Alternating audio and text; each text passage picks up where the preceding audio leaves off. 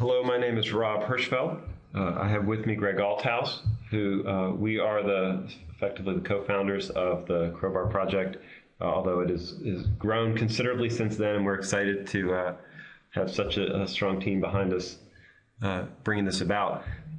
We are effectively on Crowbar's first birthday, and we are at this point starting to do a lot of work that we feel like will take Crowbar to the next step. The purpose of this call, and it is a briefing, meaning that Greg and I are planning to do the talking. We will have a back channel through Skype or through the Join Me chat for questions, but we are expecting to do a briefing now to describe the things that we're expecting to take to start doing for a refactor, what I would consider a small refactor, to help take Crowbar to the next level. These are things that we've envisioned really from the very start of the project, but we felt it was more important to get things in field, gain some experience. It definitely shaped how we see it. So my purpose here is to spend a couple minutes talking about this call, what we're trying to accomplish, put it in perspective, but spend the majority of the time having Greg walk through the specific design points for the Crowbar refactor. And so what we've done is we've built a agenda for this meeting. And I need to find the right one. Here it is. I've not used sync in with this number of people before, so hopefully we will see it work. You are welcome. This is an Etherpad. You're welcome to take notes and changes, comments, and things like that as we go. I'm planning to spend the next 7 minutes, maybe up to 10, just doing an introduction and describe what we're going to get done and who our audiences are and what our objectives are. So what we're doing is Crowbar is starting a refactor. Crowbar 2 has a pretty big mission, objective, and set of goals. This briefing is not to describe all of Crowbar 2. What we are trying to do is put in place significant changes that we felt all needed to be done together in order to put us on a foundation path for all of the Crowbar 2 features. We are very focused right now on doing the refactor that's necessary to build a strong foundation for Crowbar 2.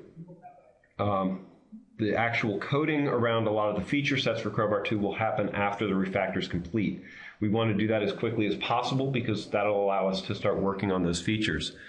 What we have seen and what we expect from an audience is that about half of you are focused on using Crowbar for OpenStack, very focused on being successful with Folsom. Our timing aligns with that. We are trying to have Crowbar supporting Folsom as fast as possible and have be in beta on the Crowbar next release, Crowbar 2. At the same time, Folsom is in release candidate phase. We have some important design objectives that should facilitate that work. We expect about 20% of you are using our Hadoop solution and the Crowbar components that enable Cloudera Hadoop. And those components that are also open source and out, that's all on the CentOS and Red Hat distros. And we expect that about 30% of you are interested in using Crowbar as a deployment engine for bare metal deployments and doing orchestration on top of Crowbar. A lot of the things that we're doing are really aimed at making Crowbar much easier for that, and at the same time that lifts both the OpenStack work and the Cloudera Hadoop work. So that's our audience for this. We are really hoping that the purpose of this call is twofold. One, to keep you from being disrupted as a Crowbar user by the changes that we're about to make. We believe that using your feedback and feedback that we've gotten pretty strongly in the field, that there are things we can do to make Crowbar significantly easier, safer, more productive, and faster to use. That is the objective for the Crowbar 2. But even beyond that, we are an open developed project. We do have a lot of community feedback. We work with contributors, and we would like to see that step up. So Part of the reason we're doing a design brief like this is so that you can find a place that you want to contribute.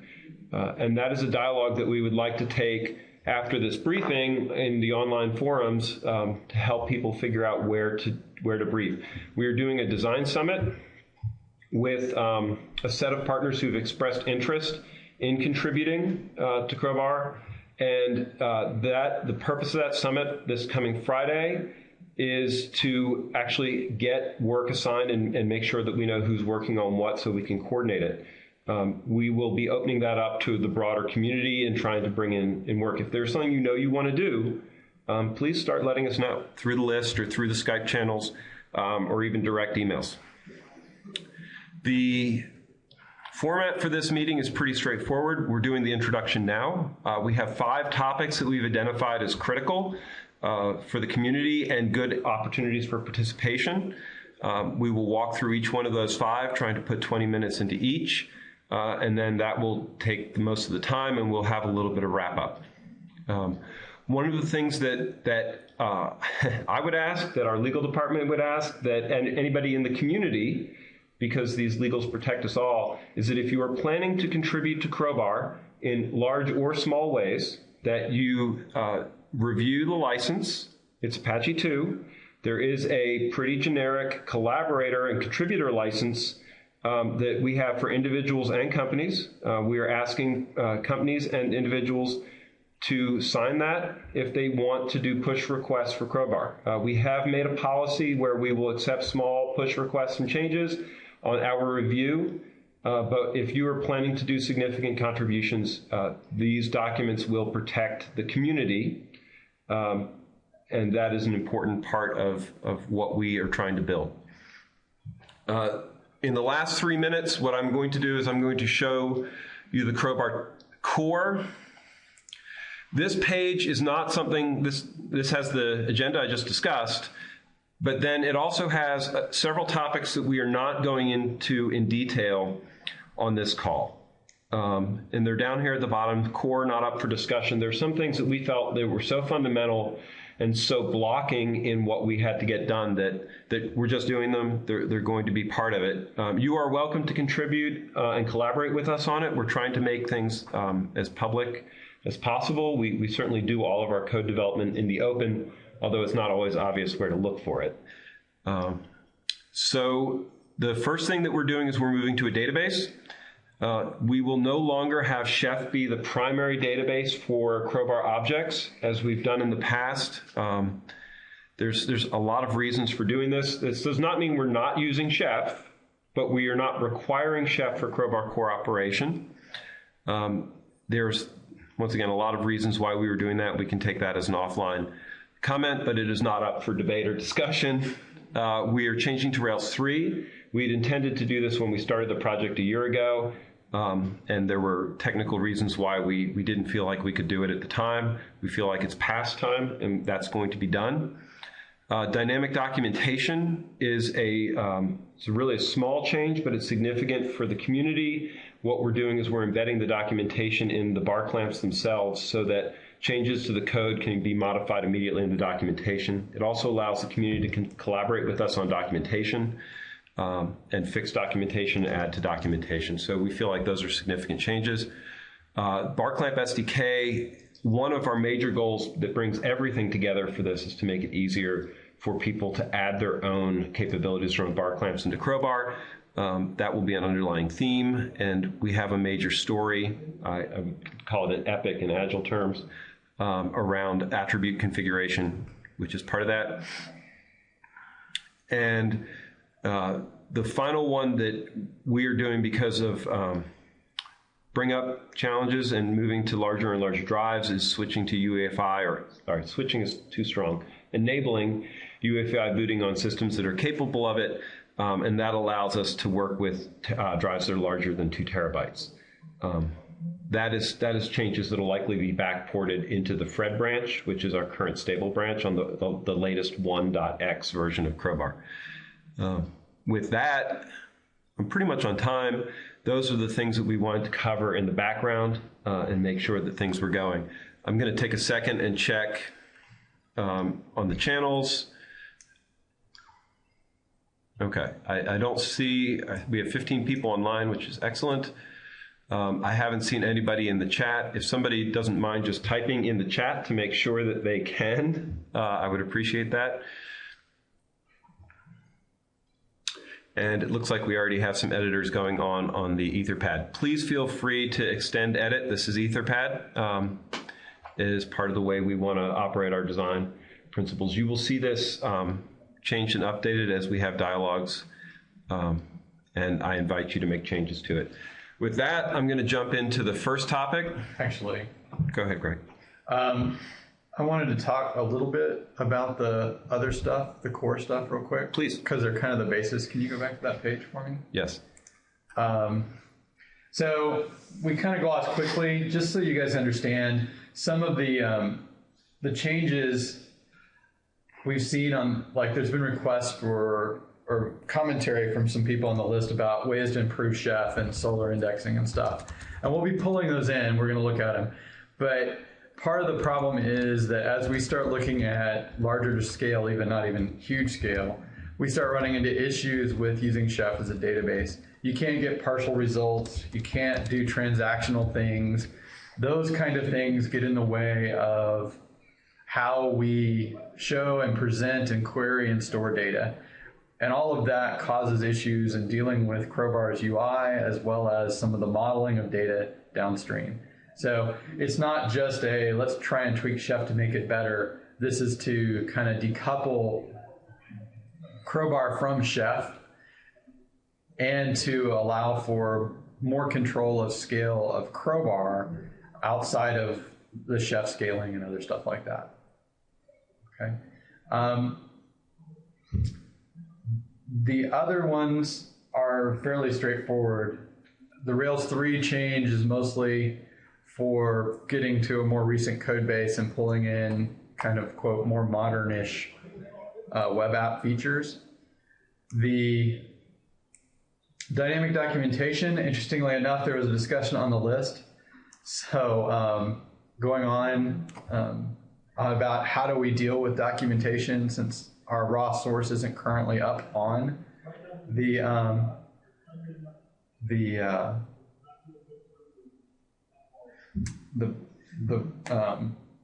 in the source tree, and we need to fix that. And so one of the ways we're going to deal with that is dynamic documentation.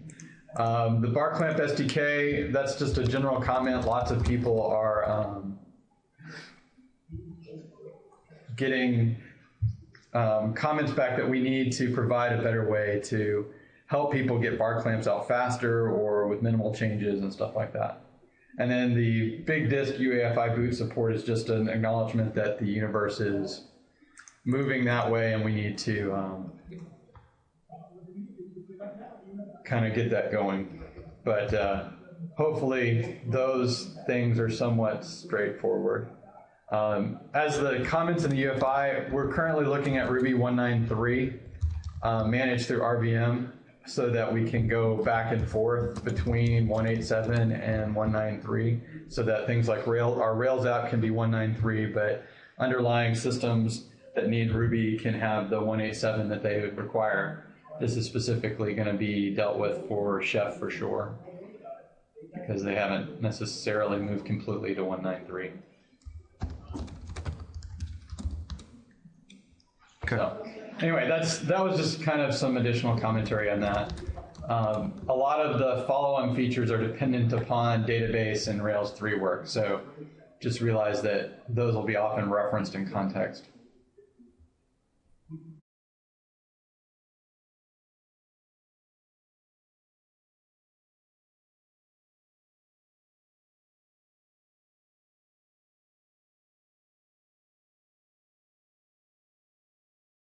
I'm going to use this as a closing comment for this topic, and then I think I'm going to wrap up because we don't really have time for questions per se. So, one of the goals that we set out for Crowbar when we started, the real problem that Crowbar was supposed to address was that all of the projects we were involved in were changing really fast, and that we didn't feel like it was fair to bring something to market that didn't have a way to comprehend that I'm going to show up a couple of weeks after you're done getting your deployment working with new code.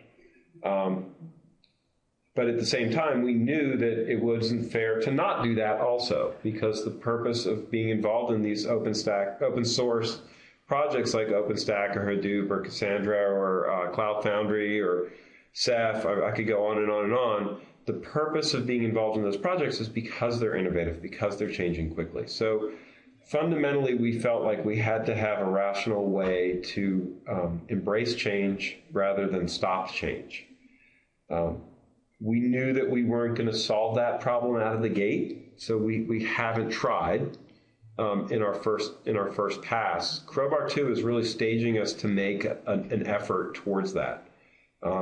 I suspect it'll probably be Crowbar 3 before we have something that meaningfully does it, but this is the next step towards that.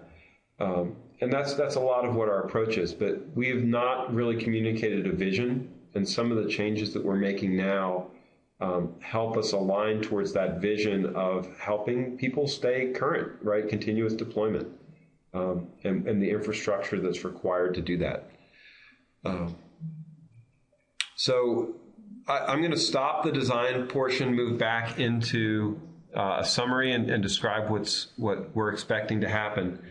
We're expecting the refactoring to be complete in a 2-month time frame. That's our goal. We haven't done all the sizings, and we haven't seen the depth of community participation that we're hopefully going to tie into to help bring that about.